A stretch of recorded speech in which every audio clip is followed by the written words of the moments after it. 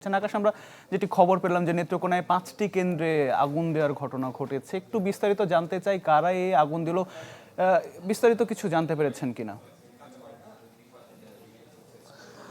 আতিক, আমরা কিন্তু সকালেই শুনতে পেয়েছিলাম যে নেত্রকোনার নূরপুর সিদরপুর যে সরকারি প্রাথমিক বিদ্যালয়ের ভোট কেন্দ্র, সেখানে আগুন দিয়েছে দুর্বৃত্তরা। এবং এই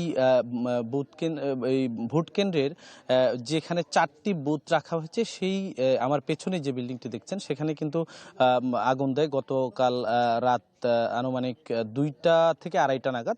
এখানে আইন শৃঙ্খলা বাহিনীর সদস্যরা ঘটনাস্থল পরিদর্শন করেছেন, তাদের সাথেও কথা বলেছি। তারা বলছেন যে আসলে যখন এখানে আগুন দেওয়া হয় তখন কোনো একটা সময়ে আসলে কারেন্ট ছিল না। আমরা একটু আপনাকে যদি দেখাতে চাই যে আমাদের RICL TMX, যুগের পর যুগ স্থাপনা থাকে মজবুত।